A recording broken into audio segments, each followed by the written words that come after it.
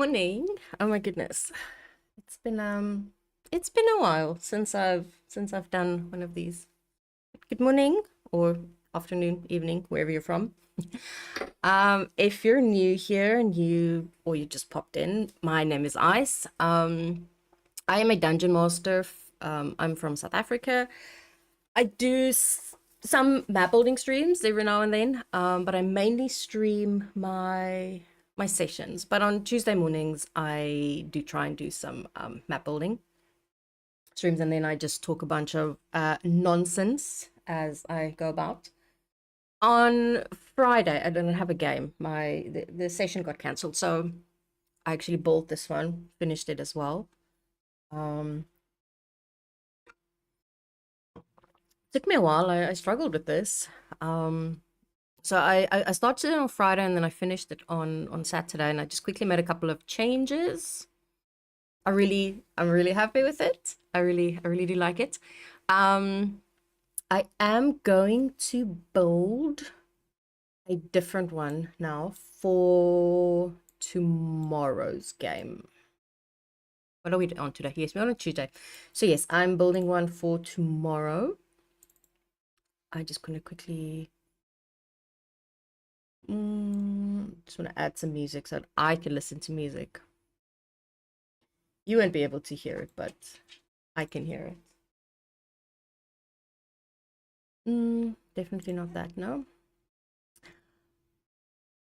We're gonna listen to well, I'm gonna listen to that.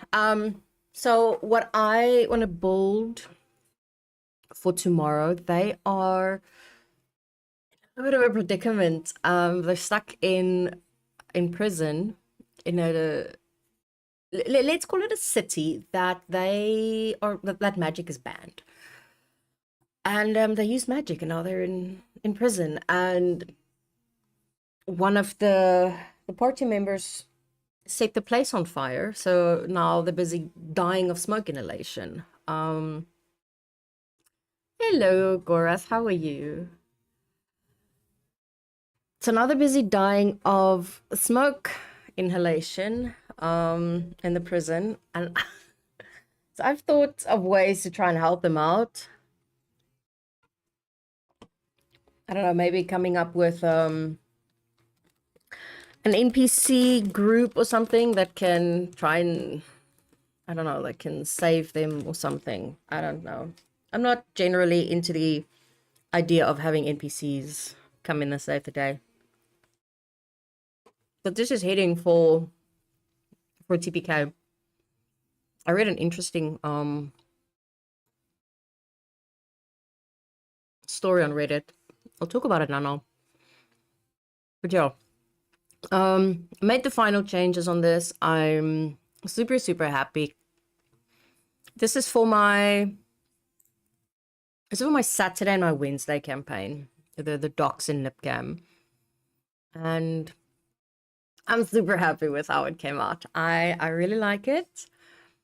I actually downloaded a map to get some of these assets because they weren't available on the Steam Workshop, which was really sad. So I downloaded the map specifically for some of these assets, and I'm really happy. So the one that I want to build now is it's going to be a little bit smaller. So it's basically where they are currently stuck. So some of them are stuck in so the party got split, and not just split, they got split into three. The barbarian, or the one barbarian, is busy trying to dig a tunnel out of the city, so he has no idea what's going on. The druid, who's an absolute nutcase idiot, is the one that's setting everything on fire. He didn't tell the barbarian what his plan was or where he's going to go, so he has no idea. And then the other three are stuck in prison. Let's see if I can open it up. So yeah, they're basically stuck in the slums, in the prison as well. And I don't know how to fix that nonsense. I really don't know. I have been trying to come up with some ideas on how to get them out of the predicament. Because I am 100% for actions have consequences. 100%. And yes, they got themselves into that problem. But they didn't get themselves into choking to death on smoke because the druid is setting all the buildings on fire. This was my first this was my first docks that I built. I mean, big difference. So it was the first docks that I built. So currently this is where they are. I built this last year. Just give it time to. So it's my slums map. I am very happy with this. So they are here. They're in the slums. So the section that I basically want to build is because I didn't know the druid was gonna set everything on fire. So I used this section sort of like on the side as the guard's house and, you know, where the prison everything is. But this is actually the tavern. So it just doesn't make sense. Oh yeah, and the druid went down. He's on death saves now. So that's fun. So I want to build the sort of like guard section where this is all going down. Yeah, that's basically what I want to do. And then we'll see. Is this loaded? Yes. I found out last night. I was watching the stream from Dungeon Alchemist, and I download like a bunch of assets almost every single day. Every single day I go onto the Steam Workshop and I look and I see what assets there are, because I mean, they're amazing. And I mean, some of them are, you know, not so good. And I wanted to delete some of them. So I tried to Google on how to do it, and I couldn't find the answer. So I thought, you know, I'm in the stream now, I might as well ask. I was like, okay, you know, how do you delete assets that you've downloaded from Steam Workshop? And he showed me somewhere on stream like a bunch of ways, which was really cool. And I was like, oh, okay, I like the last one. I'm definitely going to do the last one. And I went onto my Steam and I went onto the whole workshop thing. I had almost 700 assets downloaded. I was like, maybe that's why. Maybe that's why it's so slow. But my Dungeon Alchemist isn't that slow. So it's really not that bad. But there are some assets that just don't work well. Or that I'm never going to use again. That I specifically downloaded for something and I know I'm never going to use again. So that was a nice way to know how to delete that. Because you can either delete everything, you know, like a super clean slate, which is a little bit dramatic. I don't want to do that. They're just like, there's one save that I downloaded that I'm definitely going to delete once I'm done with the map. But I also don't know when. I actually have to get started on that. I really have to get started on that because that's a museum that I'm busy building. And I also don't know when the party is actually gonna get their asses. Because that's for a heist that I was planning for them. So yeah, I don't know. And I sort of made more work for myself than anything else with that map. Because I told them that the museum has 3 floors, and the item that they are looking for is on the top floor. And then there are like these mazes that you have to go through at night when it's closed. These and they change every, did I say half an hour? Sometimes I say things and then I forget what I said. So I'll have to do 2 different types of mazes as well. So I still have to figure out how to do that. Okay. So I specifically downloaded this, and now it's not going to show. It's fine.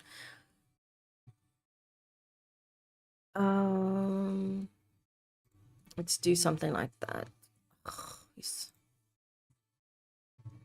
I've actually come to realize that I get stressed out building maps on stream. Because when I make a mistake, I don't like it. I always feel like I can't make a mistake on stream. It's like with my Monday campaign, running a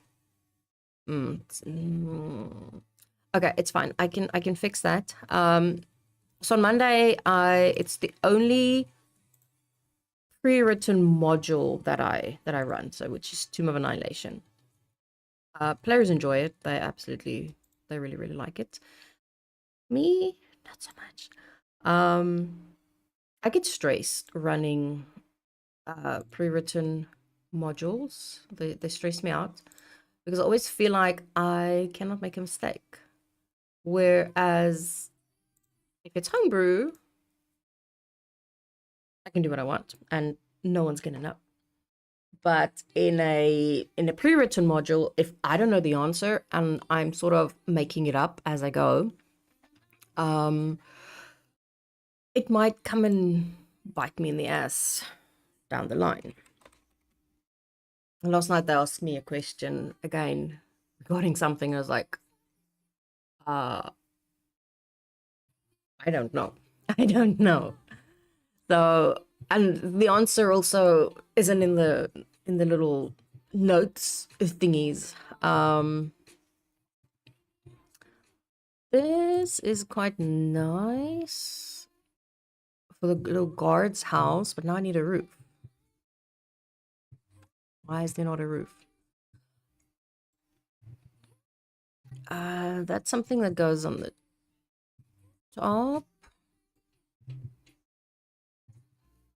Why don't these things have roofs? Oh, there they are. I should just probably scrolled. Maybe that one. Something like that. I'm gonna do a little guard's house. And then I'm gonna do the... This will just give a better idea of exactly what is happening on that. It's a boo-boo. Let's do that. So yeah. Oopsie. Something like that. Oh, so I started reading these D&D Reddit. Oh. Okay, that is not...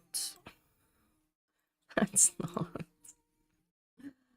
On Reddit. Mainly because I am sort of experiencing something similar-ish. So the recent one that I read was this one. Let me read it to you. Where is it? This one. So The DM either booted me out or ended the game because my Oath of Devotion paladin was high level enough to immunize the party against charm effects. I joined a 5e pickup game online earlier. I joined this game because, unlike most other 5e pickup games, it actually started at a high level. I chose the Oath of Devotion because I was trying out the 2024 material, much belatedly. The DM did not give out much of a premise and simply promised generic D&D adventure. I do not know how experienced the DM was with 5e. They could have been new or they could have been experienced. In the very first scene, we were standing before the queen of a generic fantasy kingdom in a generic fantasy world. After some basic introductions, the DM had the queen reveal that she was, in fact, some demonic succubus queen. The archfiend proceeded to automatically charm everyone in the room, no saving throw allowed.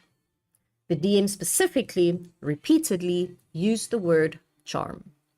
I pointed out that, as an Oath of Devotion paladin, my allies within 10 feet and I were immune to being charmed. There was no further dialogue from there, whether in or out of character. Just a minute or so later, the Discord server was gone from my list, and the DM was blocking me. In other words, the DM either booted me out or simply deleted the server and ghosted everyone. How could this have been handled more aptly? Like, wow, okay. And the comments are insane. Congrats, you defeated the DM and won the game. The next one was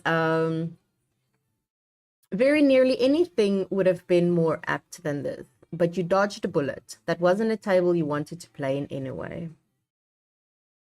DM had an idea and built the whole story around that idea. Didn't do any research into anything. Just, I have an idea and it is going to work. The DM was probably very inexperienced or didn't see any flaws in their plan. Honestly, they were just probably embarrassed. Don't take it personally. They were probably new and didn't know what they were doing. They just had an idea and didn't see any flaws in their idea. There are like a bunch of comments on that, which is hello, how are you doing? That is quite rough. I read that this morning and I was like, you know, that's definitely something. That's definitely something.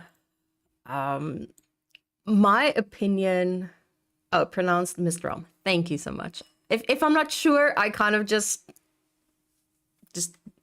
you know, not. I don't want to mix up or mess up anybody's screen names. But yeah, that's rough. That's a rough one. I never comment on those things, but my opinion on that is more that the DM had a story in mind and a way that they wanted it to go. You know, they prepped out this whole thing. They prepped out all the RP and the dialogue and how it was going to go. And you know, one of the players came with you know, this is this can't happen, you know, because of my character and things. And either the DM panicked or it was more a thing of, you know, I want the story to go how I want the story to go, so you know, you've got to go. I've seen that happen quite often. I mean, we spend hours prepping and planning for sessions, and you know, I do the same. Especially if it's a big RP scene coming up, I spend quite a few days building the RP in my head. It's quite funny. Then I'll lie in bed before I go to sleep and I'll build the RP in my head. And then once the session rolls around, I'll start with sort of like the RP, but your players don't know what it is that you basically have planned, and then sometimes it goes a whole different way, and then everything that I wanted to happen just goes out the way. I think a lot of the times some DMs don't know how to improvise. They've prepped, and this is how they think that it has to go. I prepped this is the RP, this is what I want to happen, and then the players does something that throws out that whole plan, and they don't know how to adapt to it. I think the DM wanted the players to play his game his way. Yes, I 100% agree with that. I always tell my players that yes, it's my story that I wrote, but ultimately it is your game. It's your game. I give you the story, I give you the setting, I give you the hooks, and you basically, you do your own thing. You then go with it.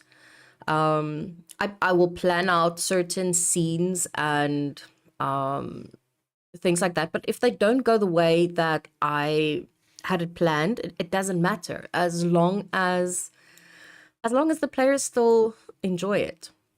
I think also with DMs like that, they have the mentality of it is them against the party, and it's not. It's not. You're not supposed to. I don't know. There's a whole argument coming in both regarding players and DMs that they have this RPG video game mentality when it comes to D&D. Whether it's looting, they want to, investigate every single room, every nook and cranny, every, box and crate and barrel for, items and things like that, because that comes from video games, having the 100% I completed the game. And I think it's the same with DMs sometimes, that they're just looking for players to run their story that they want and the way that they want to do it. This song is driving me cray now. Shit. The problem is when you have many different people with many different play styles, it can mess up the vibes of the night. It is, but that is why session 0 is actually so important. Because you can, in a way, already get a vibe for everybody's play style and all of that. Because that's the thing, not all the players are always going to vibe together. Not all the players are always going to vibe with the DM, and the DM is not always going to vibe with the players. So that is basically where you get that out of the way. And when I started to DM, it was about, I've been doing this for 4 years now, and I only went full-time last year, so I'm currently doing this full-time. When I started, being a female player and then also being a female DM was was rough starting out. Ooh, it was rough. Still some days I have to really put my foot down, because they just kind of bully you, and when you build your campaign and you're just so happy, and you feel just so, especially when you start out, you feel so honored that people will actually just want to be in your game, and you just put up with so much. It's true, rules and following them make sense, but for rule breakers it's boring or more exciting to not take things seriously. That is true. I've had quite a few players like that over the last couple of months. Some players that I've actually had to kick from my games because I was just like, fuck that noise, I can't take it anymore. Bobby Kids, hello, how are you? How are you doing? Welcome. It's been a while. It's been a while. Um, what was a few of the tough parts about it? So DMing as a when I started to DM as a female, and no offense, this is not generalizing or saying that it's everybody, but majority of the time it was male players that kind of tried to, especially when I was new, they kind of tried to steamroll me and bully me into making a decision that would benefit them or their character or something that they wanted to do. Oh, we've got an ad break incoming in 3 seconds. Yeah, I'm sorry. Yeah, I can't help the ads. I'll wait and then I'll once it's done. But why is that thing not going?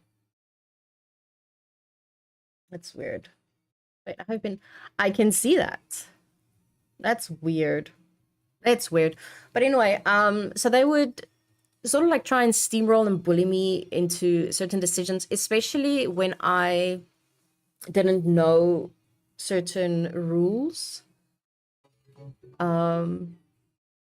Oh, thank you for the follow. And the subscription. Oh, thank you so much. I really appreciate it. Oh, thank you. Much appreciated. I never know, like, I always feel like a thank you. Oh, there's the ad now. I always feel like a thank you is not good enough when someone gives a sub, but it's really all that I can say. But I do appreciate it. I don't expect it, but I really do appreciate it. And you know, also when I used to then make a ruling and they weren't happy about it, they would fight me on it. Just the normal sort of like disrespect. Yeah, there they are, the ads. Yes, I am sorry. Just the normal disrespect from a lot of male players in general. And you know, when you're new to it, you know, you're just so happy that people want to be in your game and you just go with it. It took me quite a long time to, you know, get a bit of a backbone and find my voice as a DM and to use it. And I use it now. Like I yeah. I have had quite a few. I saw your live through YouTube and thought I'd give it before heading to bed. Cheers and good luck with mapping. Oh, thank you so much. I really, really appreciate it. I keep forgetting I'm on YouTube as well. It goes straight through. I run it through Restream. So yeah, my YouTube is very quiet. I should probably work on my YouTube a little bit more, but I am very, very lazy when it comes to content. When it comes to content creating. You are back. I am so sorry about the ads. It's not, there's not much that I can do about the ads. At least I don't have what's the other one? I think the other one is pre-rolled ads, that the moment that you click on it, it gives you an ad. So there are different ones that we can choose from, and I chose this one because it is the least invasive out of all of them. So yeah, I'm went with that one. Structural. So I'm looking for something that I can't get used to this mic in my face. So I'm looking for something that will look like the entrance of a prison. But now I'm not sure. I've got hiccups now. I was thinking this one. I honestly prefer the pre-rolls, but it does scare peeps away. Really? I've never heard anyone that actually preferred pre-rolled ads. interesting. Um, yeah, because most of the time, I know a lot of people have said, if they get pre-roll ads, then they don't even stick around. So I was like, I don't want that. I I like, chatting to people. I think this is the one that, you know. Um, so the idea that I have for sort of like the prisony area is that they go into the room and then they go down towards the prison. So this is really just more of, just giving them an idea of what it looks like. Why are they so high up? Basically, yes, the prison is underground. I wouldn't say it's hidden. It's more underground to make it more difficult to escape. Because currently where they are, so they're in a city or whatever that is called Lumesh, and magic is banned there. Like it's a very big thing. If you're caught using magic, you are arrested and you're sent to prison. No questions asked. And you stay in prison either for the rest of your life or you know until they decide to execute you. Getting out is almost impossible. So you can walk into Lamesh. No problems. You can literally walk into it, but you cannot leave. So they don't allow you to leave. So they're basically stuck. Rocking, hello. Hello, hello. I am good, thank you. I am good. Um, we're talking about some D&D Reddit stories.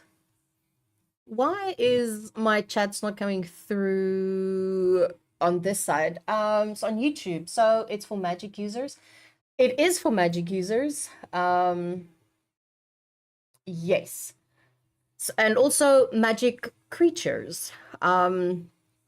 So if you are anything other than human and you are either born in Lumesh or you walk into the mesh, you won't get arrested immediately, but suspicion is on you and you are very closely watched what you're doing. Family members sell out their brothers and sisters and family for like 5 silver pieces because that is the reward for turning in a magic user. So it's quite hectic. It's quite hectic. Um, let me show you my Lumesh map. I'm very proud of it. I'm very proud of my Lumesh map. Um, uh, and I can't remember where this is supposed to go. Watching and listening. Thank you. Um, Lumesh, Lumesh, guard house. Save. I haven't done much. That's usually what happens when I sit and talk. So let me show you what Lumesh looks like. It is a shithole, but I love it. I love it. It took me about a week to build. So the city's racist. Yes. Yes. Or against magic users, yes. Lizard life matters. They do, and they will be fine in Lumesh. Lizard folk will be fine in Lumesh as long as they don't use magic. They are just gonna most probably suffer, since there's no food there either. Um, Yeah, I don't know why my YouTube chats are not pulling through on this side. It's annoying. I have it set up that it should, but you know, apparently it does not happen. So yeah, it's an interesting place. When I built it and I wrote it, I really liked the idea of it. And my Wednesday group, they didn't take the threat of magic being banned that serious, and that is why they are now in the position that they are in. So yeah, that is because I asked them in the section just before they decided. They said, okay, because they're looking for someone to close a gate to the underdog and or a portal. And then the warlock for some reason had this brilliant fucking idea to to look for a magic user in Lamesh where magic is banned. And I was like, so you're looking for a magic user in Lamesh where magic is banned? And they're like, yeah. I was like, okay, we're gonna end the session there. I'm giving you a week to think about this decision, and then we'll pick up next week.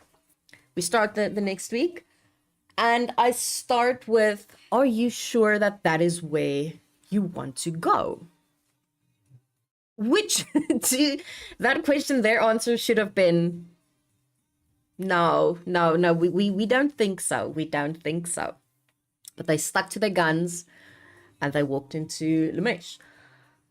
And now every party plays different. I play multiple stories or the same story and campaign but with different groups, and they all run different, they all work different, they all go different, and that is fine.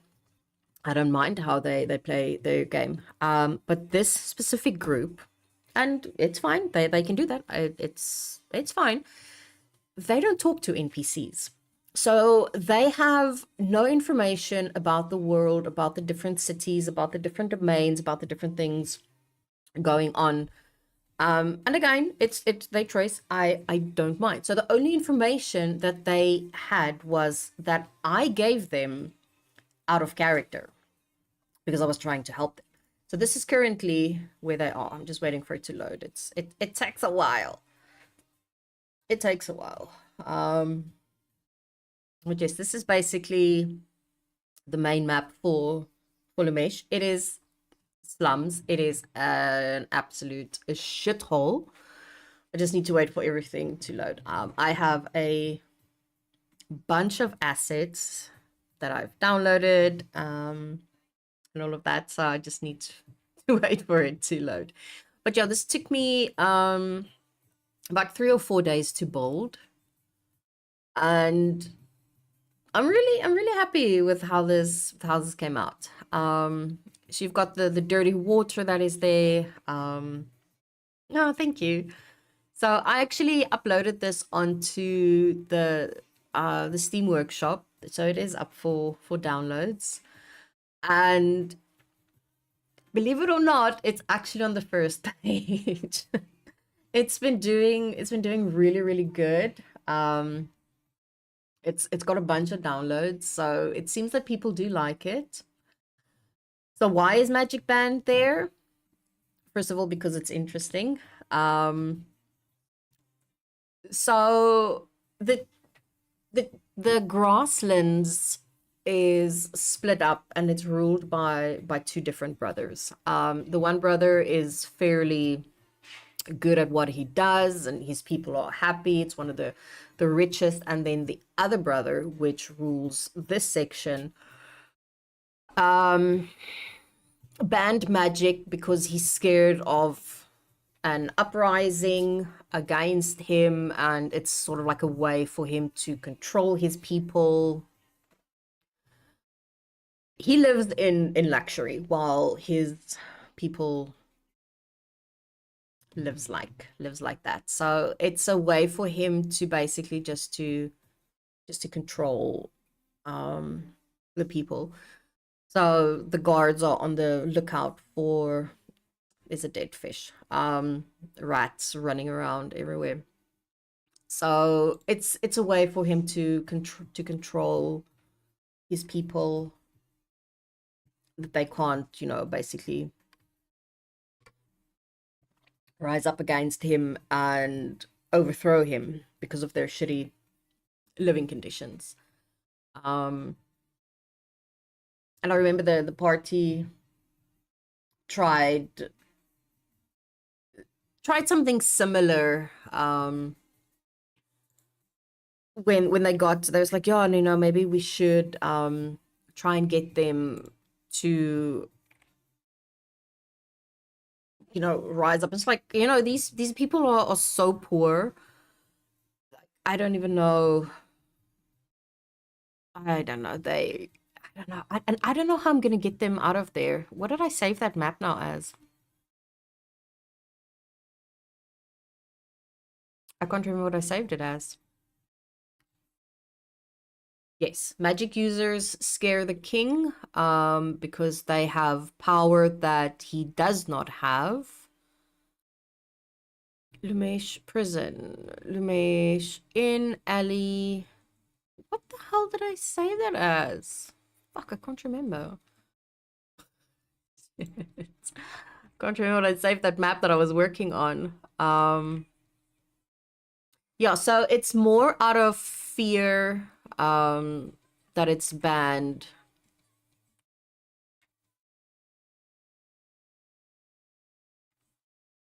Gruesome. I can't remember what I saved it as.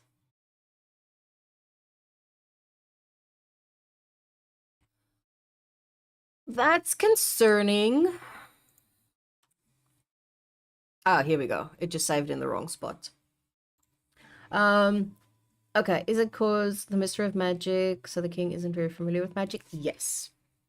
That as well, and there's a sort of like a little deeper backstory to that. No, I have to wait for this to load again.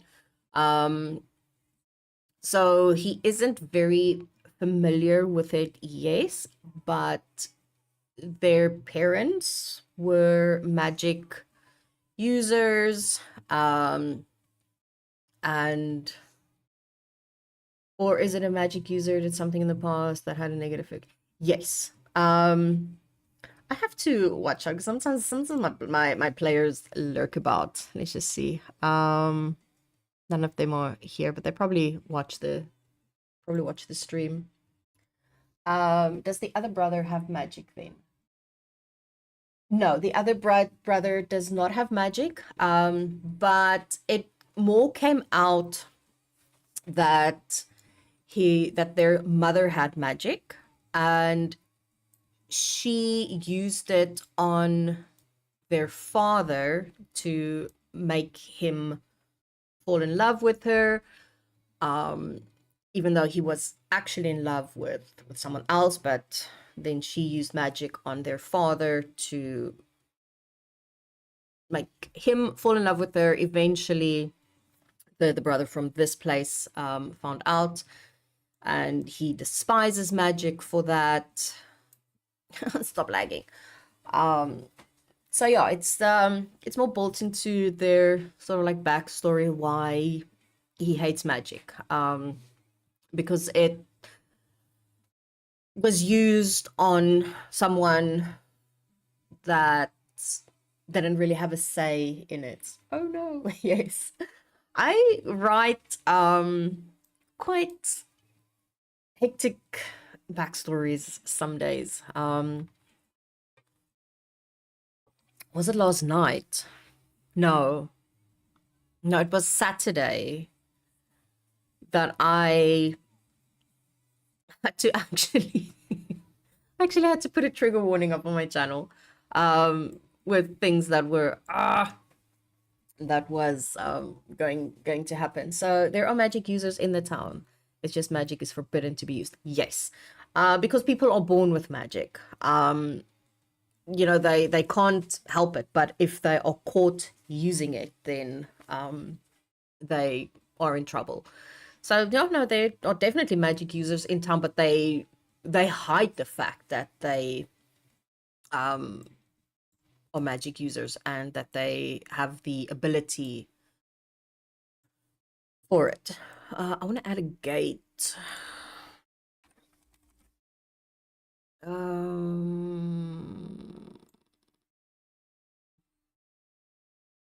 This stuff I'm going to delete once I am done with the museum. Something like this. Maybe something like that. I don't know. I liked the idea of, because the thing is, magic. Okay, but where are the walls? Anyway, I liked the idea of adding in.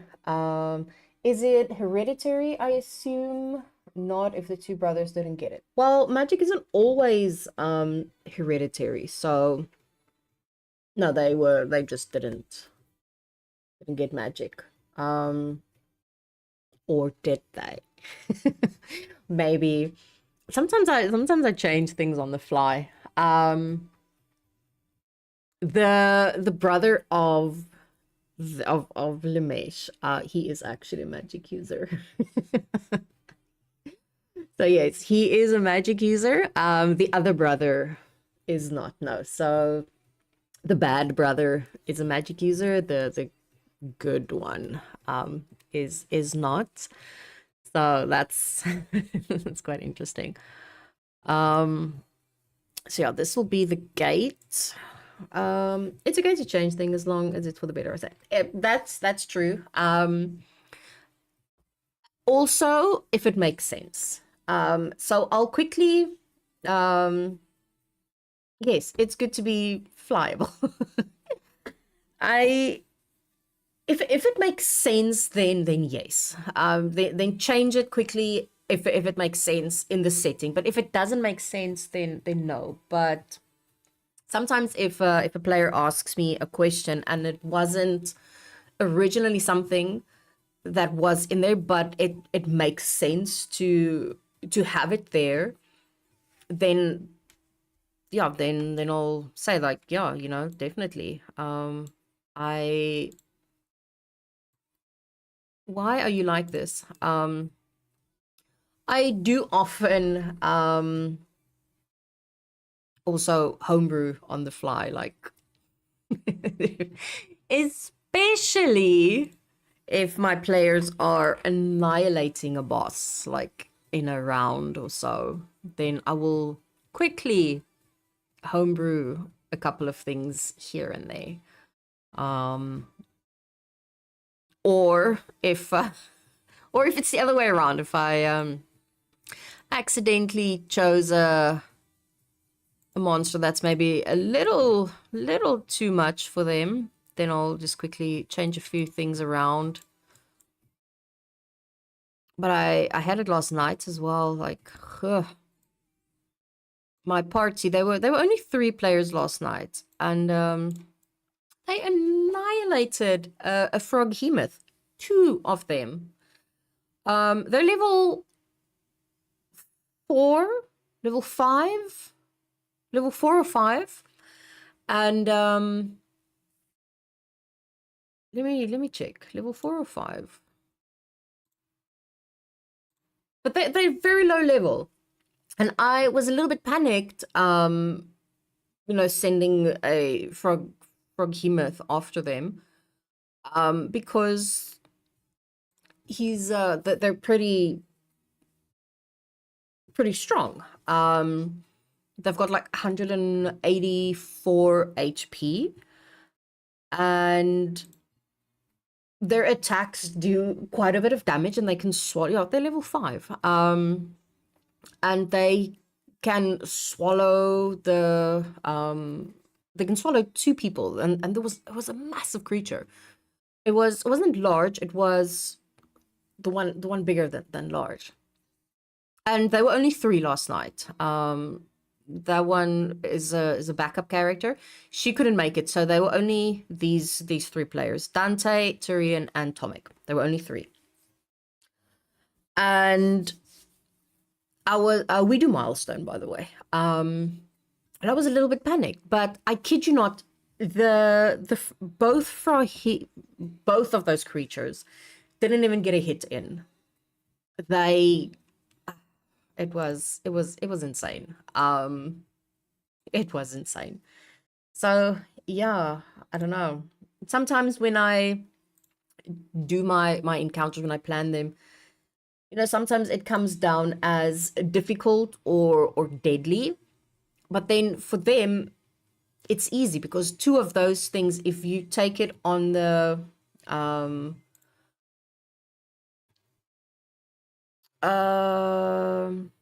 if you take it on the encounter builder and you add it on, I'm 100% sure it is going to say very difficult or it's going to say deadly.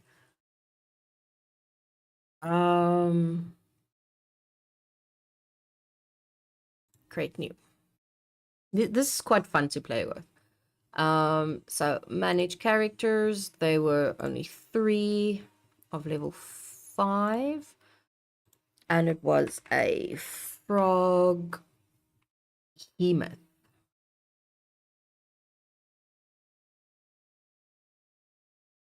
Yeah, it's huge. And I had, so just one is deadly, and I had 2 of them. And it didn't get a hit in. It was insane. It was really insane. So I had 2 of them in, which would then basically be a deadly encounter with those 3 players. But if you go and watch the stream, they didn't even make a move. There was no way. They first of all, they failed every single save, so they were kept in place by the spellcasters, and the paladin just fucking annihilated them. I think he critted on them twice, on each one, and with his booming blade and all of that, it was just insane. Yeah, it was crazy. And I've seen some DMs when something like that happens, they get frustrated because they planned for it to go a certain way, and now the players are just going through this encounter like it's nothing. So it's quite funny. It's quite funny. I was sitting there, I was like, what the hell? This was supposed to be hard or difficult at least, but but it's fine. It makes them feel like the heroes that they want to be. So it's nice. I like my players to feel like, they make a difference. Because it was for the Goblin Queen to gain her favor, because they're looking for something from her. The idea with the mud is sort of like the rain when it's dripping from the roof. I'm going skew. Shit, I'm really going skew. I should do a bit more straight line. There we go. Something like that. Maybe I should do it like this, and then I can actually keep it straight. But see, then I have that problem. It's fine. It's fine. I still want to do bingo cards for my stream, because every time I build maps, I have certain random phrases that I say. Ugh, this place is so gross. So gross. So gross. Okay. I was thinking of starting like a, well, not every encounter should be challenging, but at least it was memorable. True. Not everyone has to be challenging, because that's also not fun. Thinking you're gonna die in every single encounter. But I have to keep this in mind. They are playing Tomb of Annihilation. So I mean, it's supposed to be a little bit more difficult. But yeah, it's that's the thing. Look how you're talking about the memory of it. You can have someone in town bragging about some adventures, killing Scary Frog in a fight. True, they went back to the Goblin Queen and it was because they took two goblins with them. So that they basically have they were that something, and they thought that they might need the extra. Oh, that little bee! Is that a little bee? That is adorable. That's adorable. Um. So no, but the whole thing with Tomb of Annihilation is everything in the forest, or not the forest, in the jungle is trying to kill you. They actually asked the guide that at one stage. I was like, so is this like normal? Is everything in the jungle, trying to kill us? And he was like, basically yes, because the plants are trying to kill them. The monsters are trying to kill them. So it's quite interesting. I like the idea of the campaign. I really like it. It's very good, and it's very well put together with sort of like the side quests and the twists and things that they added in. So it really is it's pretty cool. I just realized I haven't eaten yet. I haven't had breakfast, and it's already 20 past 11 in the morning, and I haven't had breakfast yet. Then have them fight a creature they can't kill, and right before death. Mm, that's a thing. I never that's awful. That is awful. Um I'm never trying to actively kill my players. I mean, I like, more often than not, I actually play with the egos. I enjoy their characters most of the time. I'm going to say 90% of the characters that my players have in game, I actually quite like them. There are like one or two that I don't like, but it is what it is. So yeah, I'm never actively trying to actually kill my players, because that's not the idea of the game. Because otherwise, when you do that, you have the mentality of it's the DM against the players trying to win at the game, and that is never ever something that I want. I'm gonna add a few more here to sort of like mark where the entrance would be. I mean, I've had a few deaths these last these last couple of months, but it's due to player stupidity and not taking warnings seriously, and things like that. So that's mainly what it's about. Okay, so this building is currently on fire. This one, I had a character who used con as his absolute dump stat, and not even just having a really bad one, but having a -2 on his con. And when I saw the build of this character, I was like, You really want to do that? Because that is stupid, because every time you're going to level up, you're going to be basically losing HP. You're not going to be adding HP. And it's like, yeah, no, it makes sense for his backstory and all of this and all of that and blah blah blah blah blah. And I was like, okay, but I did warn you. I did warn you. And I think at level 7, because he moved from he could be the moon. He was not. Maybe mentally. That was mean, I'm sorry. Um so he moved from one campaign to another because he was technically a problem player and they didn't want to play with him anymore. And I actually ja, my copy. Okay, sit hom net daar. Oh, unplug. Wat ek sê.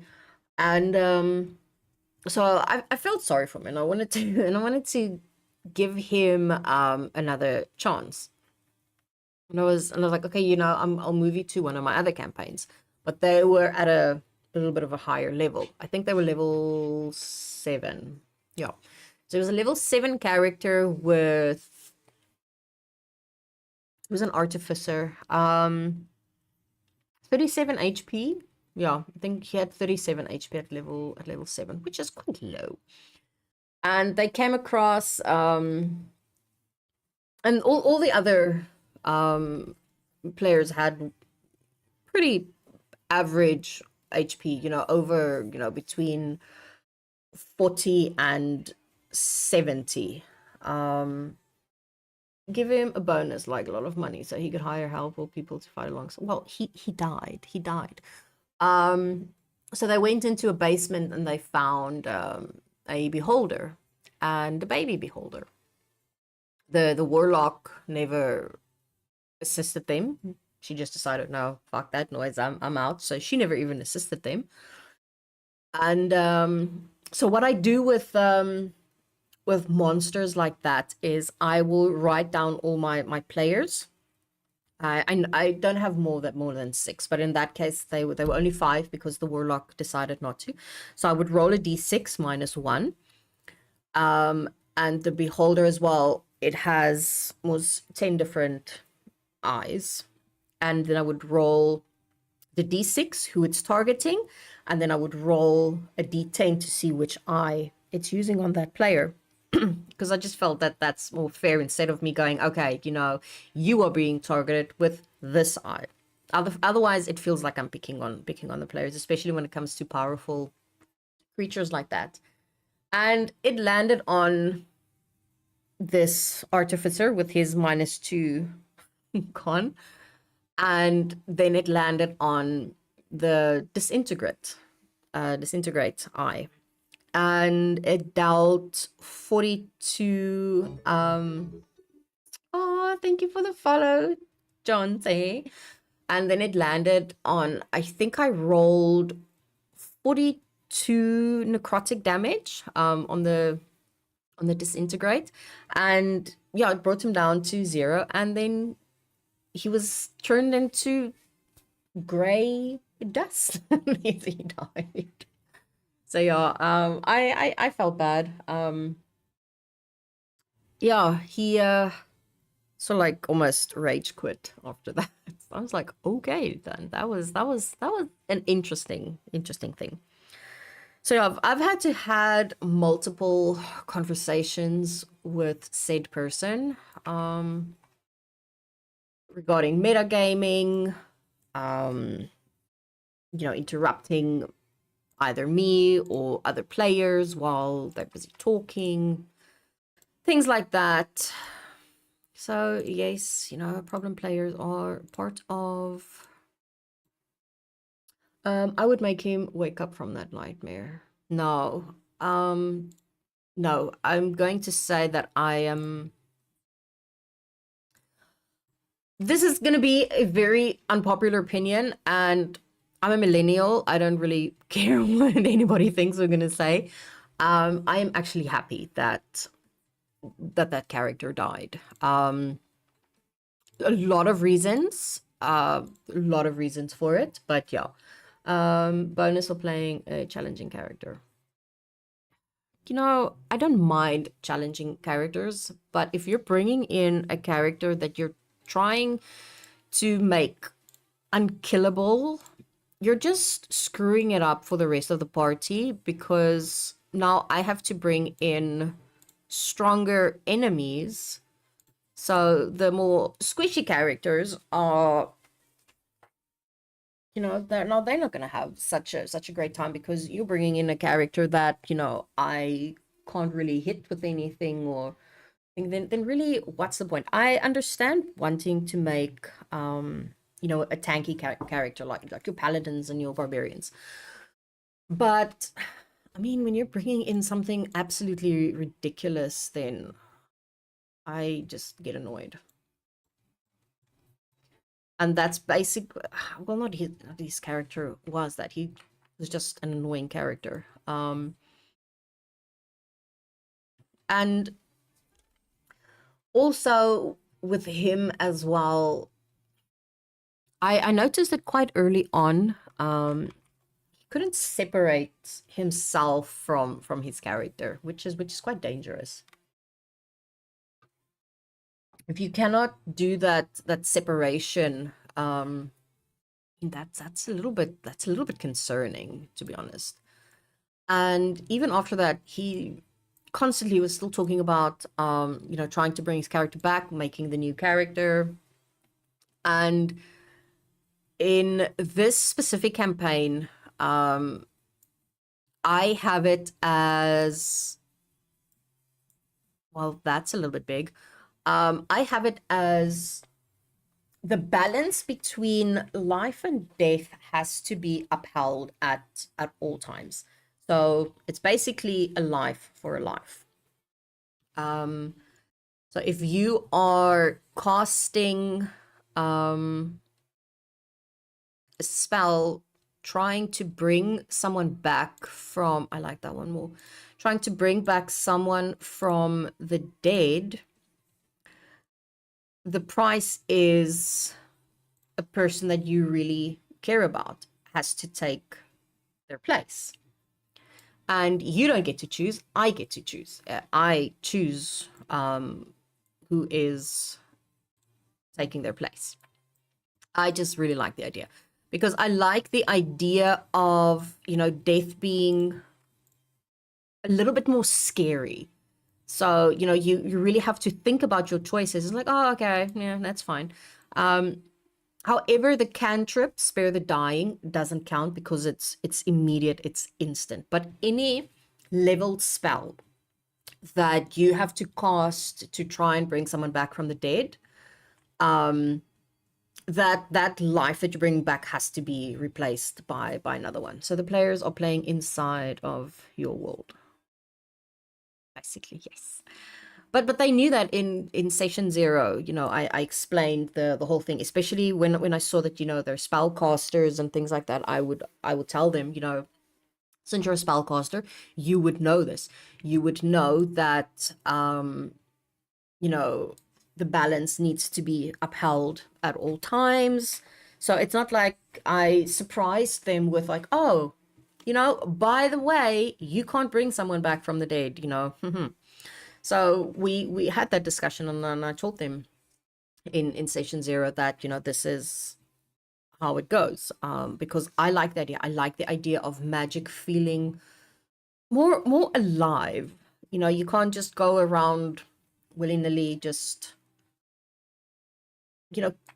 dying and then someone just bringing you back, because then there are no consequences as well, and that is not something I really like. So there has to be a certain consequence to their actions, because there's nothing more annoying than players just doing whatever they want, and especially if you have a bunch of, is that up or under? So I don't know, it's my thing. I know some of them don't like it, but they came in with the knowledge that that is how it works. So not much they can say about it. I didn't spring this on them randomly. So, you know, so I don't feel bad. I don't feel shit. I don't feel bad. I came up with the idea for it, and then I was like, I'm gonna do it. I know that a lot of people are not gonna like the idea, but you know, they don't have to play if they don't want to. They're not being forced to. So yeah, I don't know. I don't know. That looks better. Do some trash bags. Making black trash bags, as if, you know, that would have existed. I'm saying it exists. But it's also super, super interesting how the different campaigns go about and how they run. It's quite interesting. Especially my Saturn and my Wednesday campaign do the same storyline. But I wanted to, in the beginning, I wanted them to be able to sort of like run on the same timeline. Then what the one would affect the other one. But I realized very quickly that was a very, very big mistake, and that's going to be an absolute fucking disaster. So I didn't. So they still know about each other, but it's still separate. I mean, I can do whatever I want. So yes. So the NPCs know about you know, the party and all of that. So they'll mention them, and they can do sort of like a crossover if they wanted to. They've done it quite a few times. But the way that how they play it's so different. It's very interesting. It's the same with my Tuesday and Thursday. Also, same story, but no crossovers or anything ever been done. But it's just so interesting to see how they do it so differently, how they go about it. It's quite cool. Quite cool. Very, very cool. Very interesting as well. I can never remember where to find certain things, even though I use them quite often. Quite often. Definitely that, that, that, that.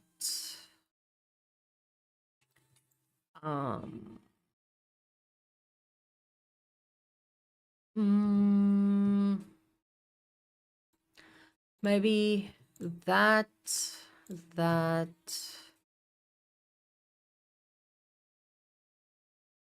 Okay, then I'm looking for.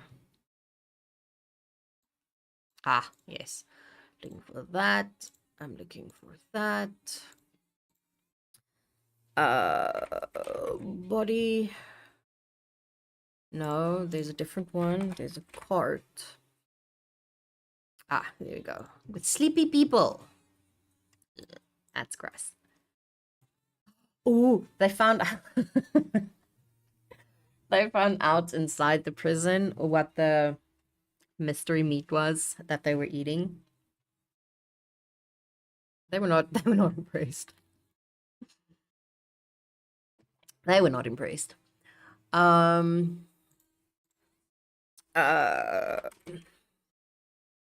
There should be sort of like a wood pile here somewhere.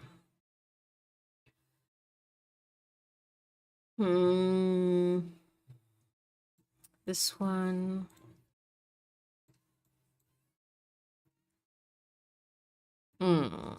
Wood pile. The hell is that? Pile of dirt. Wat is dit? Ek het besonder te werk. Nee, los met chips. Jy het jou hele pak gister opgeëet. It's cool. I don't know I had that. Oh, we're using that. We're using that.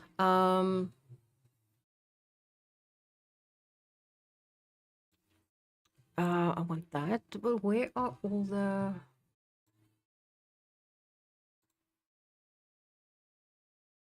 Oh. Super frustrating when I can't remember the names for the items that I am looking for. Well, this will make sense. Now it's lagging.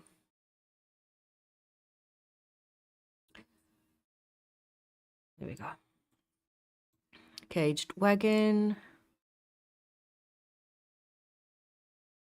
I have all of that.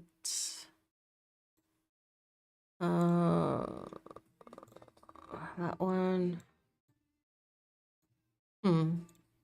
It's fine. I will search for it. I don't know. But yeah, caged wagon. Definitely make sense. Let's add another one. Another one. Why do these...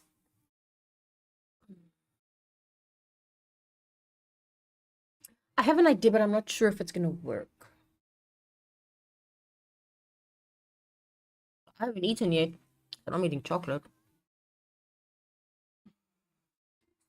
Not smart. But it's chocolate. Who can say no?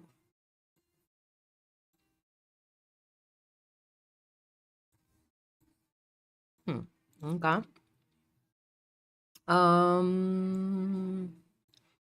I'll think about that one. Oh, we'll think about it. So chains.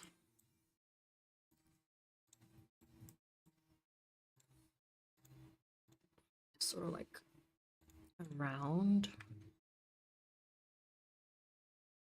I was thinking of doing maybe like a little...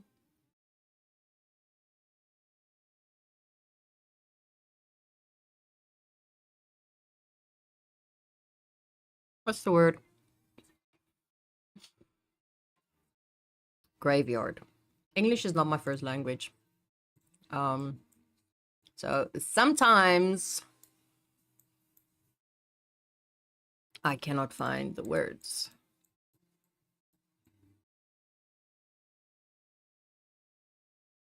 Like a little grave. I like it. You know, where they just chuck the bodies, especially the ones that they cannot use for food. Prisoners.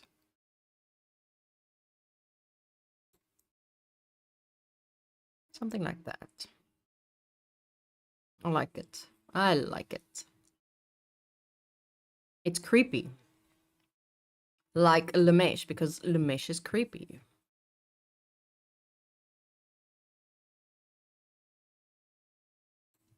Something like that.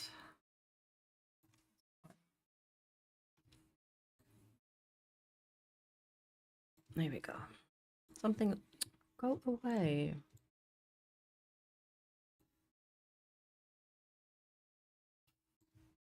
I like it. I like it. Something like that. I'm not even going to put little headstones. Chocolate is bad for your bones. Lies. It is not. It's made of milk. It's good. Okay. Even if it's bad for my bones, it's good for Um, for everything else. It's good for my sanity. It's good for my sanity. And that is what is important. I like this. I like it.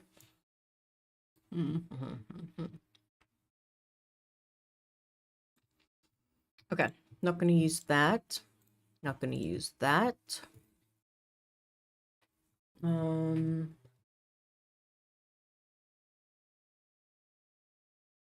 mm, I'll use that, but I'm going to make it smaller.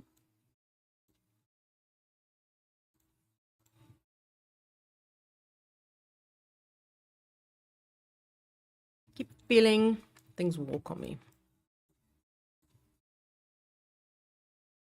Pull that down.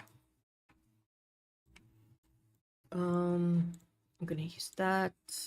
I'm gonna make it a little bit smaller.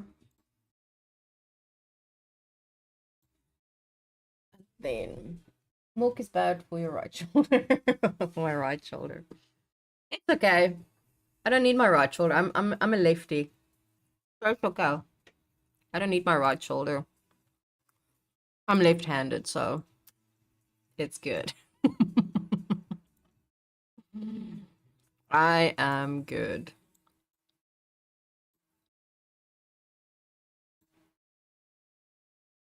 Plus, with the amount of ouchies that I have from years of riding horses and training horses and falling and breaking bones, the fact that I'm still able to walk is yeah, that's really gross. um I shouldn't, but I really really want to, but I know I shouldn't. I have enough things. mm. So I saw on the Steam Workshop these assets. It's because of all that monkeys. I should actually do more calcium intake with my brittle bones. So someone uploaded a bunch of cool things that I think will work pretty well. They're a little bit gruesome, so just saying. I think they start now from the next page.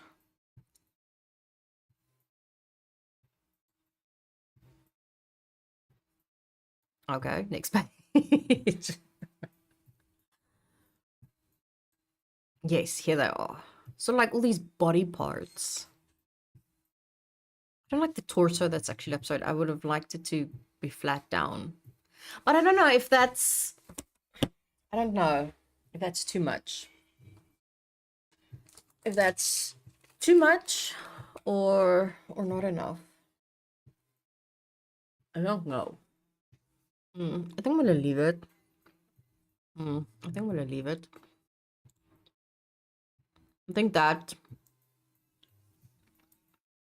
gives the idea, but maybe I should move that over here.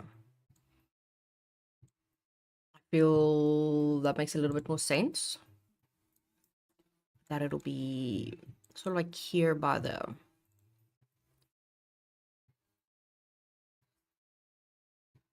I would have liked if I could have more bodies.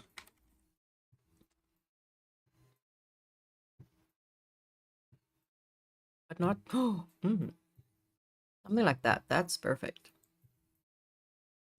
I like that. I definitely like that. So we're downloading that. The body parts are the party's food at present, Julie. Yes. You're, yes.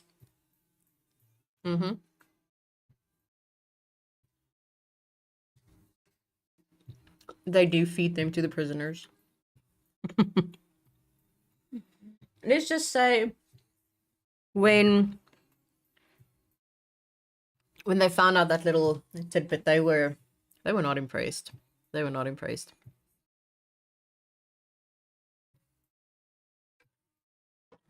But I thought it was funny. Mainly because there isn't really food in Lamesh, and they have to feed the prisoners somehow. Only the finest severed limbs served. True, and only also certain humanoid creatures. So yeah, that was quite it was quite funny. The reaction was as you would expect. For some reason, these things take forever to download. I don't know why. I do not know why. Let's see.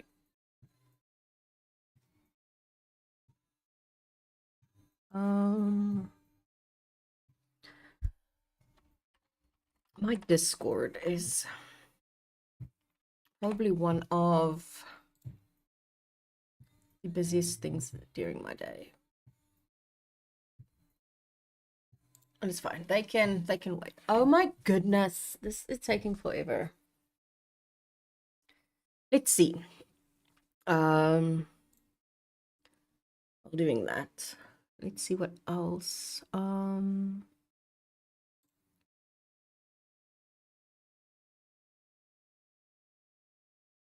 See what other stories.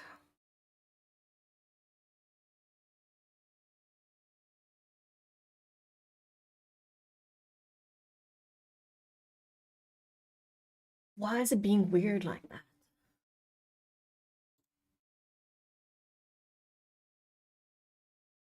Oh, there we go.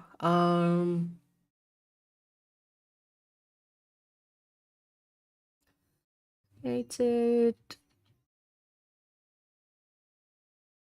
Ooh, this is hectic. I read this one the other day as well.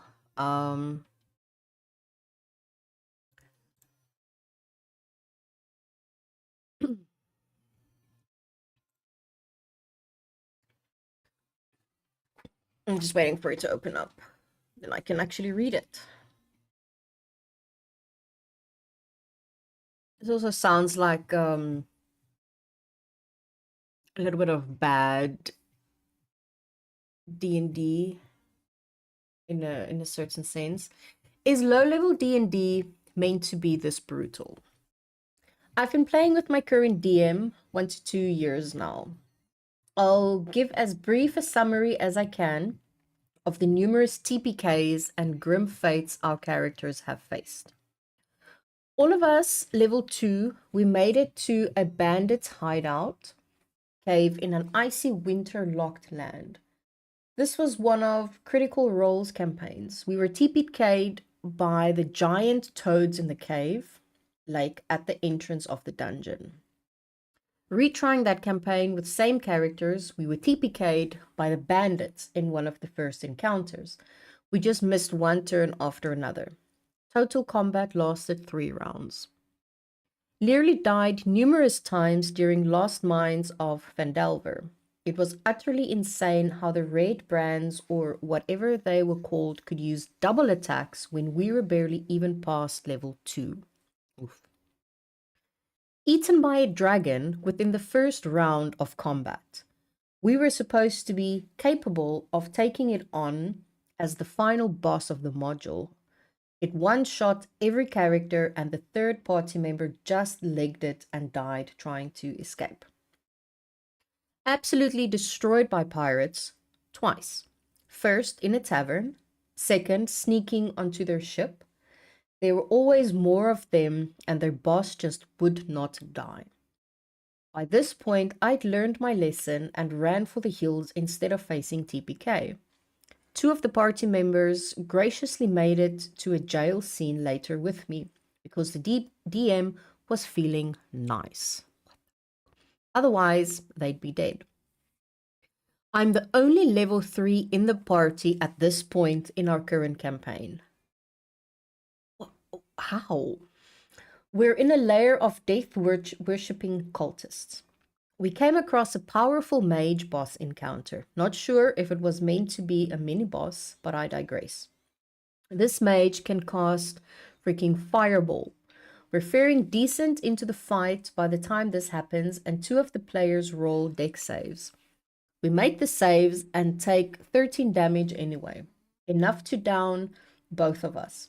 The mage also wielded a mace that dealt significant necrotic damage to a DMPC that had joined us.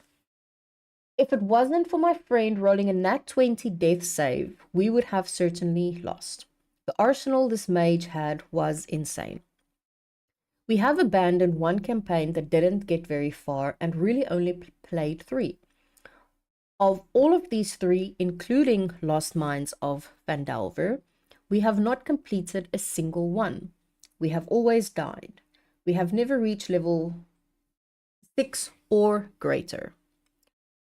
I've been told don't fill out your character's backstory until you reach a decent level. These have all been official Wizards of the Coast campaigns and modules, aside from the Critical Role one we tried out way back when we first started playing. We're constantly dying, always super fast, often within 1 or 2 rounds of combat. Coming across enemies who can attack twice, deal multiple dice worth of damage in a single hit, and so on, has just been insane. Is this really what D&D is like? Has it always been like this? Is this just 5e? That is insane. That is insane.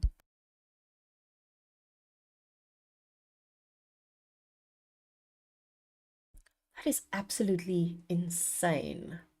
Like, that is, I don't even know. I mean, having enemies that can multi-attack, you know, not even that. Being the only level 3 in the party, that means every time that they die, they have to start at level 1. How that does not make sense. That does not make sense. Because now imagine, you know, you have a party level 7 or level 8 or level 9 or level 10 that some of my parties are at, and one of the characters die, and I have to bring them, and they make a new character, and I tell them, you start at level 1. Excuse me. You can't have, no, no, no. No, that is no, no. And also, when they're not low level, I mean, be nice. Be nice. Like, you know, bandits and yes, but don't outright kill them and don't give them a dragon. That's just mean. That's just mean. I don't know. Sometimes I wonder if I should put some mud. Should I do some mud splodges here?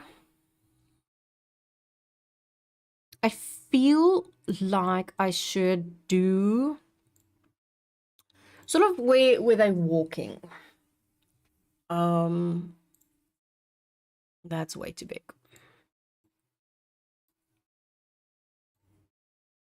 But I do sometimes think that some DMs just really take great pleasure killing their players.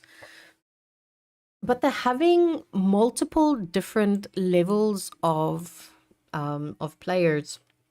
That makes no sense. And some of the comments, Fred, I'm not the only level 3. Yeah, I'm the only level 3 in the party at this point in our current campaign. The comment to that was, this is the biggest red flag to me. I, to this day, cannot grasp what people think they gain from having PCs at different levels. That would only lead to feel bads and balance nightmares. Because that is true. It's a balancing nightmare. It is, I don't know. These are all replies. Give me one second.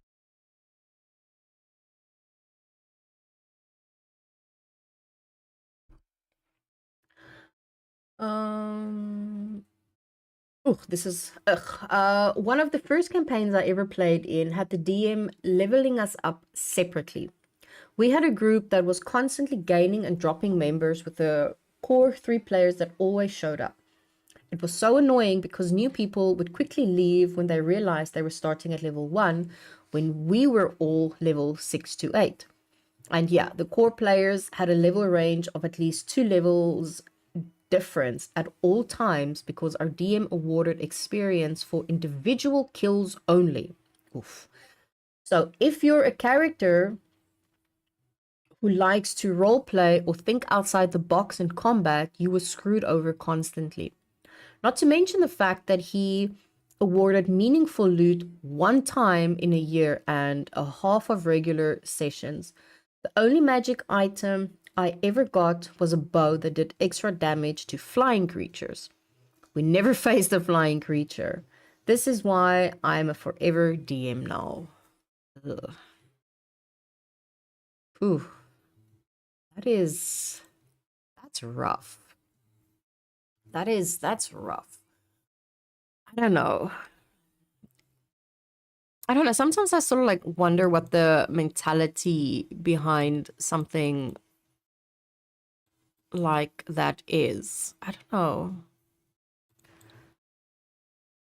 Is it to punish the players? Because that is also something you shouldn't really be doing, because there's a difference between punishing your players, which is bad, which is a no-no, and having the actions have consequences. There's a difference between the two. Actions have consequences is not punishing your players. But doing something like that, if they die, then you start at level 1, even though the rest of the party is level 6 or 7 or 8 or whatever. That is punishing your party or your players, and that's not cool. That is not cool. And it's sometimes really sad, because it's more often than not, it's new players that this happens to. If you think about it, they started out as a new player with that DM, and that is now how they think that it goes. They not think that this is what D&D is like, and that's actually so sad. It's really sad when something like that happens. I wanted to add a few more of these just because I can. So no, it's really sad. I always feel bad when I read stories like that. Just yeah. You don't even play D&D. Really? It's I mean, I love it. I'm not a good player. I'm a forever DM by choice. I'm by choice. I play in one campaign. I play in a Friday campaign. Also 2 of Annihilation. But I'm not a good player. I believe that I'm a better DM than I am a player. I'm not a good player at all. But no, it's really, I don't know, it's such a fun game. If you find that annoys me. If you find the right table and the right group, then it's a blast. I tried, but you need a DM, and there's like 0 people who D&D I know. Well, it depends. Do you want to play in person, or are you willing to play online? Because if you're willing to play online, you might just go onto D&D Beyond and go check out the forums. I can even send you the link. It is there are always games being advertised on there. I'm currently advertising my Monday campaign because I have 2 spots open. Because 2 of those people moved into other campaigns because of some scheduling and things like that. So yeah, always games. It just depends on what you're looking for. 90% of the games on there are free to play. And then there are some of them that are paid to play. So yeah, let me.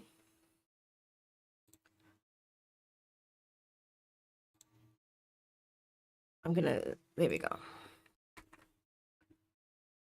I don't know if I can do that. I can't post it there. I have to post it. Give me 1 second. I will be right back.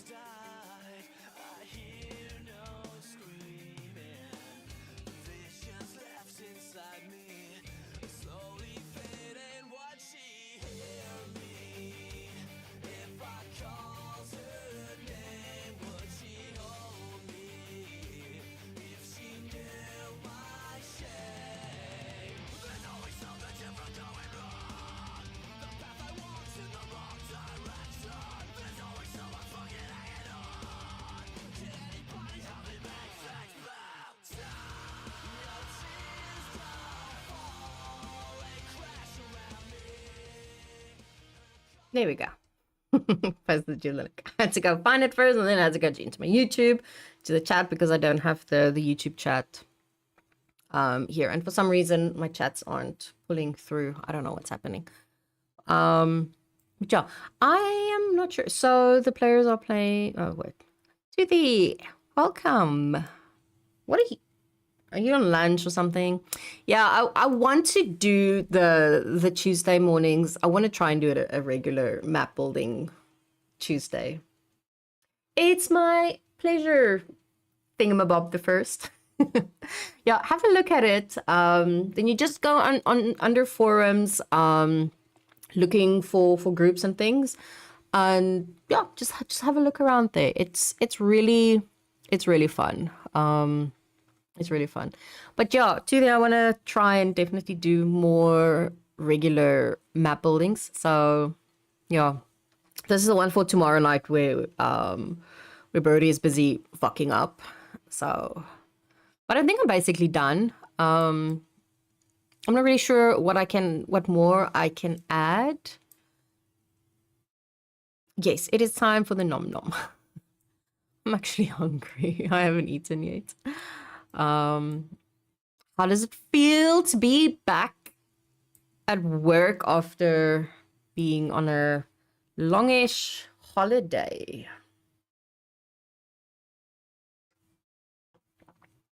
You happy to be back at work? I wonder if I should add... Yes. Yes, I should. Just to make it more gruesome. I can't get used to this thing in my face. It's nice. I really like it. I really like it. I like it that I don't have to sit with the headset anymore. But I'm constantly like in my way. Oh, thank you. Whoop whoop say I. Thank you. I appreciate it. Let's add some gory blood.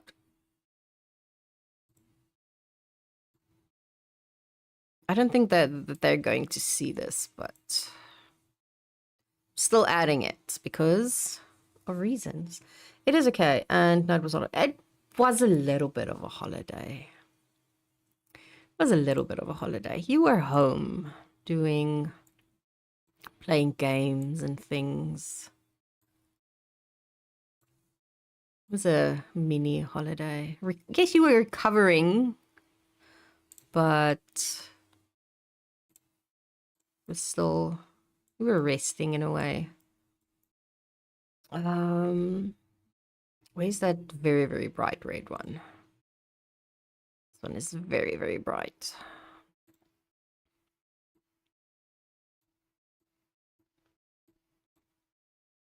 So I've been thinking of ways that I was recovering from an ouchie. Yes, you were. You were. I am just kidding. I'm just kidding. I'm still trying to figure out how to get them out of their current situation tomorrow night, because I don't know if that is gonna, if they are going to be able to do it themselves. Ooh, shit. So yeah, I cranberry juice split, something like that. Something like that. I like the grossness of it. Why are you being like this?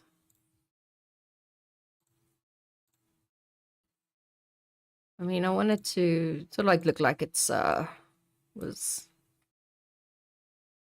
a little boo-boo. A little boo-boo, yes. Yeah.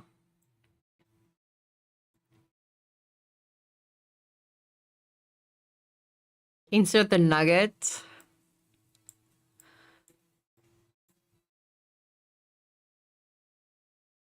I mean,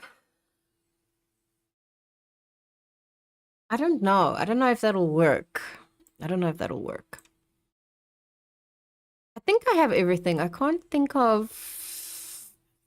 I don't know what else to add. I think that's basically it. I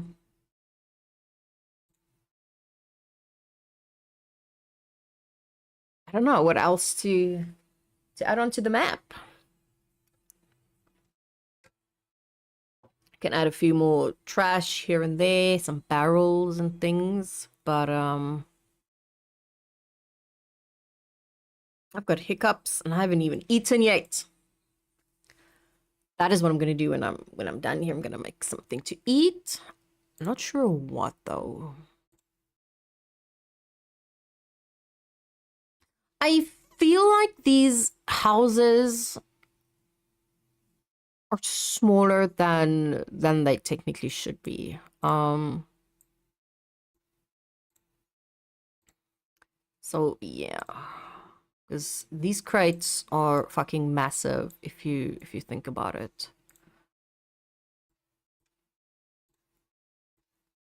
You really think about it. Some of these barrels, they look absolutely fucking massive against this house.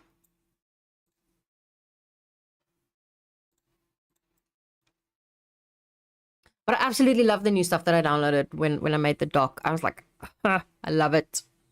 I love it.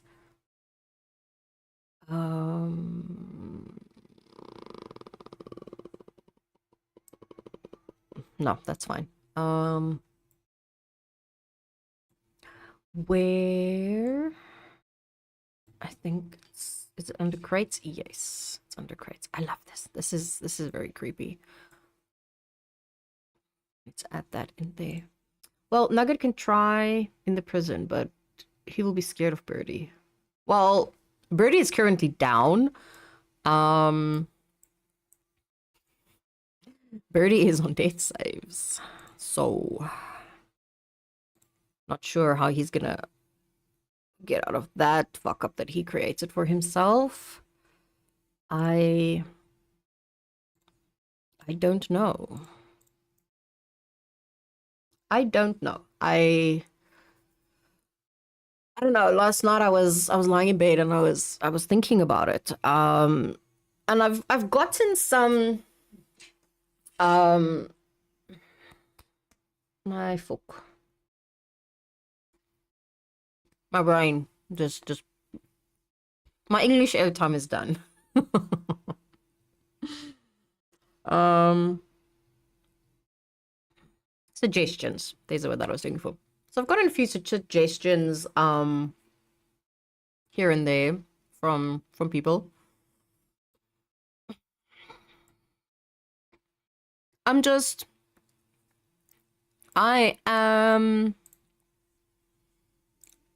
struggling to come up with an idea of how to make it work. I actually like this. This is not bad. There's something in my eye and it's really pissing me off. It's really pissing me off. But yeah, so I'm gonna have a think. I still have tomorrow morning, like the rest of the day, and then tomorrow morning to basically come up with an idea for NPCs possibly, and character art and things like that. So yeah, I don't know. I guess I'll see. I don't know. I don't know. I don't know. I don't know. I just want to make 100% sure that it'll make sense whatever I decide to bring in. That it just makes sense. It's not gonna make sense if I just drop it there.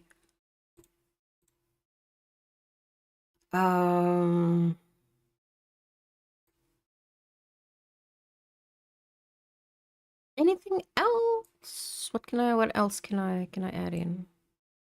I think I'm done. I don't think they're gonna be here much longer. I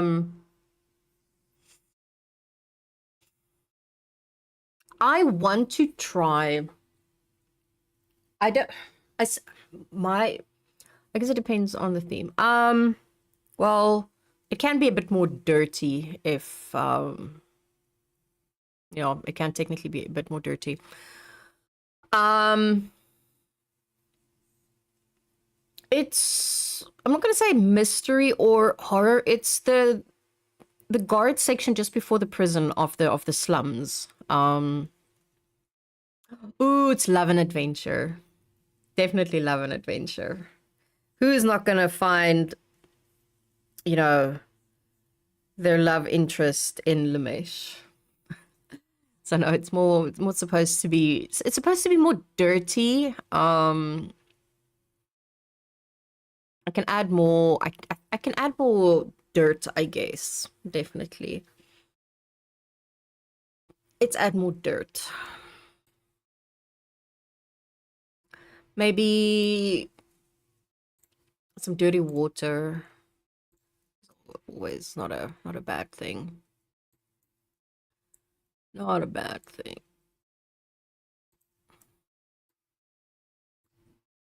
Why not?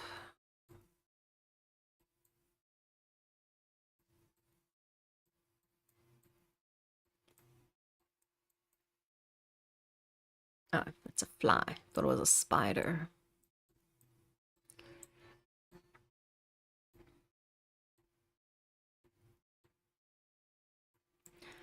Some dirty water from the rain.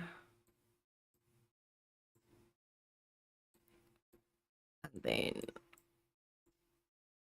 ja, jy gaan dit buite gaan doen. Gaan doen dit buite. Gaan doen dit buite. So my biggest thing that I actually want is that I want to try and get the barbarian that is busy digging a tunnel. I want to get him out of the tunnel and sort of, where the party is. or the fucking bird is that is busy burning down the fucking guard's corner or whatever you want to call it. So that is basically what I definitely want to do. I don't know how, because he's down under the ground. So he's not seeing the fire. He's not seeing the smoke. There's no way for him to know that something is wrong. As well, it's not really a way that's going to make sense for an NPC to know that he's there.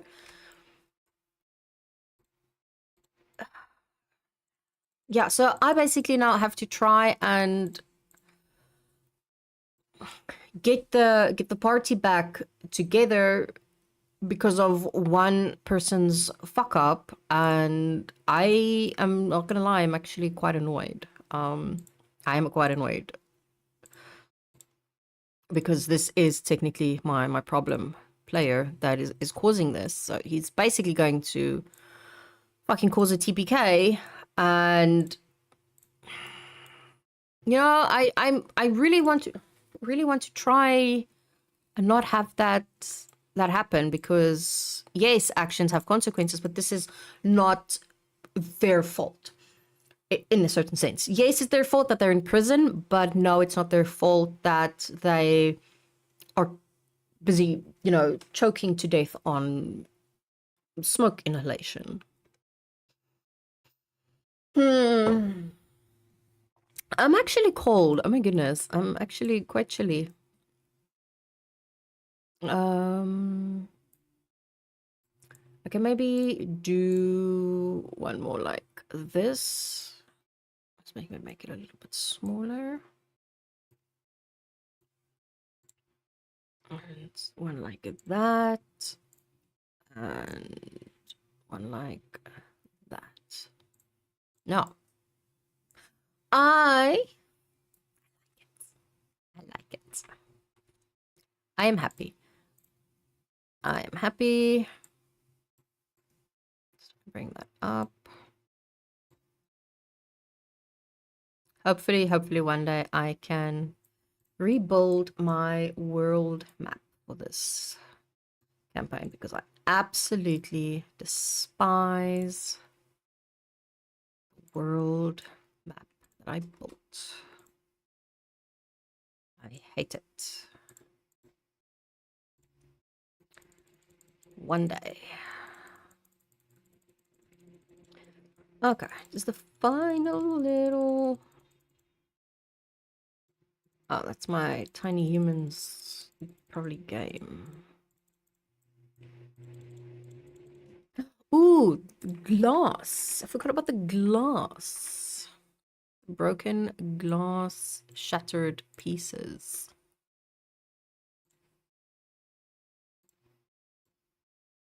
Yeah, I like that one. The bigger pieces. You can sort of see. I still like that love and adventure. I mean, it's definitely an adventure. Not sure about the love part. Although I cannot draw. I cannot draw for the life of me. So I use AI to help me out. I knew it. I knew it. And I made some art last night for one of the PCs and his NPC girlfriend, and I love it so much.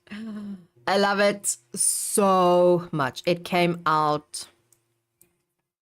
absolutely freaking perfect. Love is more on the Saturday campaign. That is true. The Saturday campaign, definitely a lot more love. Definitely. Also in the Thursday campaign, if you think about it, considering upon his, well, now with the whole memory loss thing, he was about to get married as well. So definitely also there. Also definitely some love there. But yeah, I love making art for NPCs and the PCs that are in relationships. I absolutely love it. It's my one of my guilty pleasures that I sit and do. Okay, go away. I'm happy. I'm happy with this. Mm-hmm. I'm gonna. Well, he is going to learn about actions have consequences. Are you talking about pawn?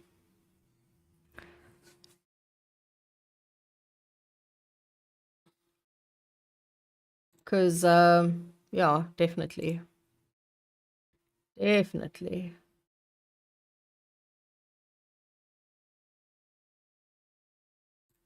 Yes. Well, I mean, yes. And the whole interaction RP after that I sort of like came up with in my head, it's gonna be quite sad.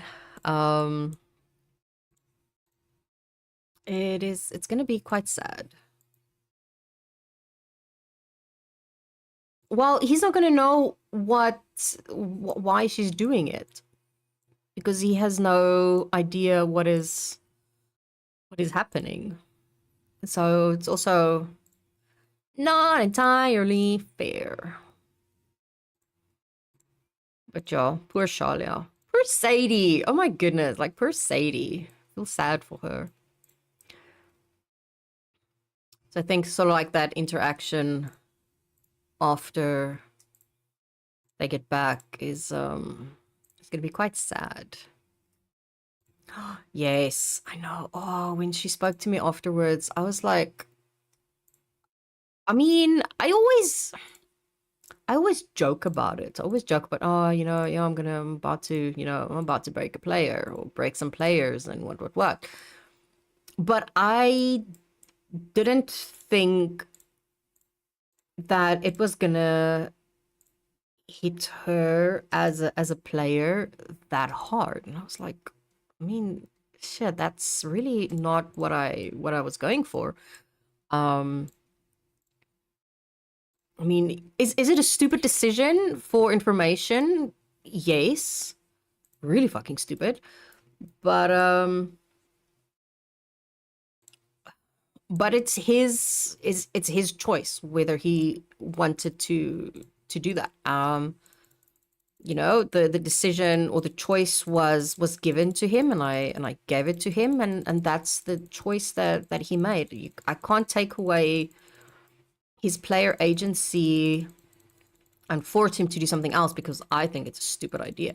That's how he wants to play his character, and it's how it's gonna go. It's okay. Vox and Akasha can beat his memories back into. Oh, shame. And now it's like all up to Shalia, and I mean, she's not the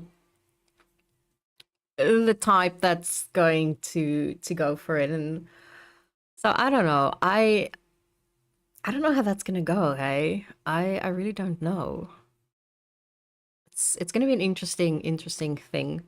But yeah, I think I'm done with this. I'm happy with how it looks.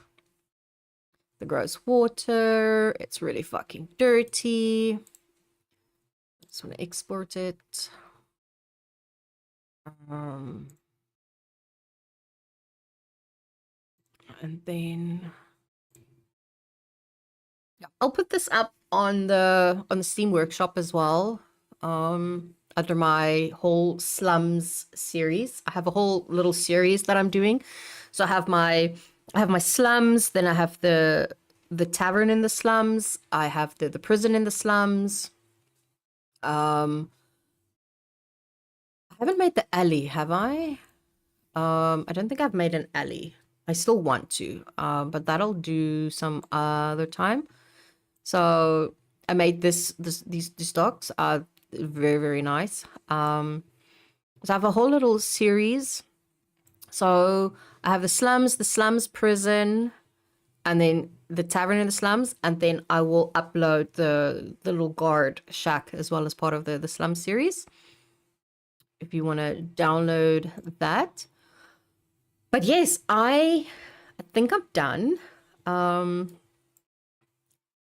mean, there are three. Let's see who is Mr. Mike Moans. Can maybe go hang out with Mr. Mike Moans for a bit. Sounds... Oh, no, he's not even online anymore. Never mind, which is weird. Okay, let's see. There's not a lot going on. Normally, I try and do something similar. Try and go to someone similar who's either building a map or painting minis or something like that. So, I don't know. I don't know. Why is it so quiet? That's a campaign.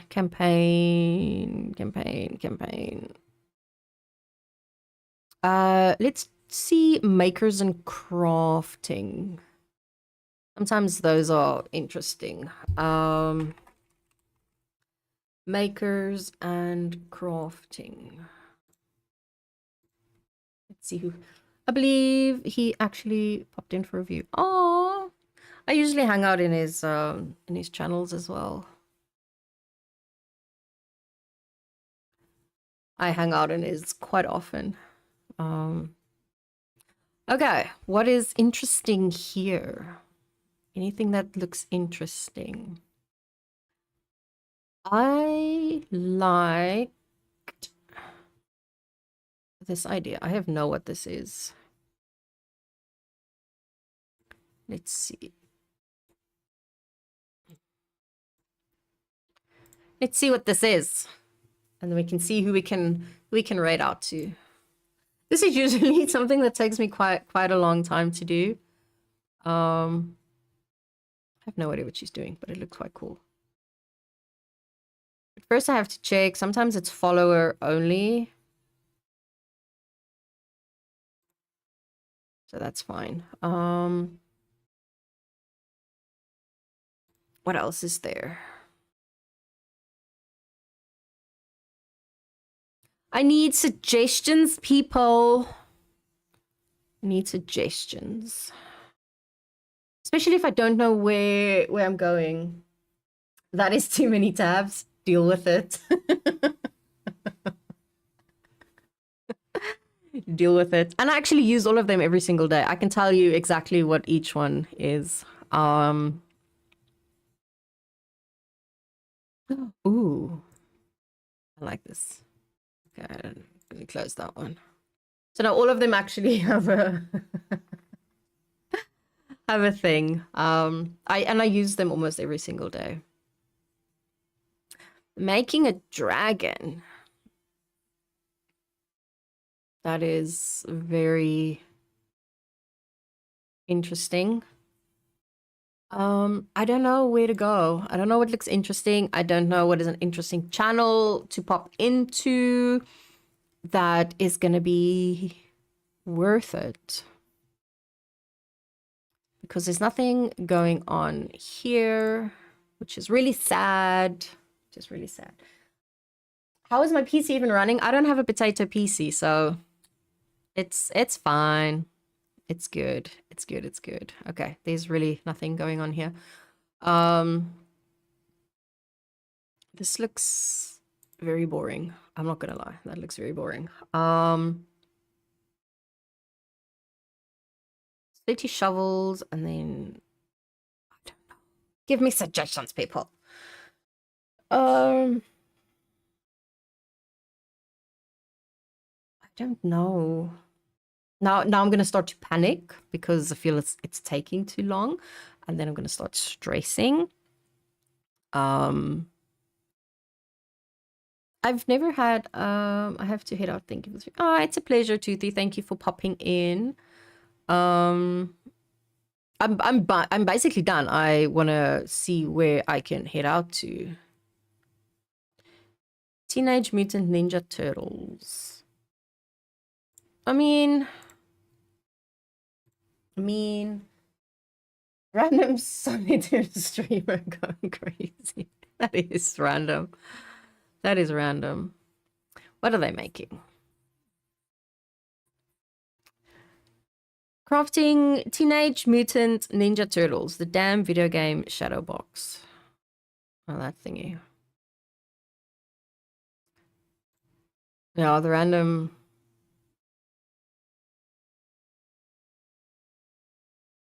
What is this? This looks maybe interesting. This is always the hardest part, especially if I don't know sort of like the creator. It sort of freaks me out. This looks interesting. We're gonna go over.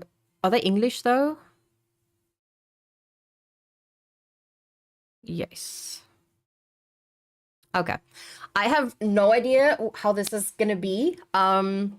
But yeah, I'm gonna rate out to this person. Thank you so much for everybody who was hanging out with me and the follows and the subs and everything. I really, really appreciate it. I will be back tonight. But I'm streaming campaigns. So you know, it's gonna be something. So we'll see how that goes. But yeah, I'll hang out in the channel for a bit, see how they are, and then take it from there. But thank you so much for everybody who was chilling with me. I really, really appreciate it. And I will see some of you probably tonight, and then take it from there. But cool. Thank you and bye.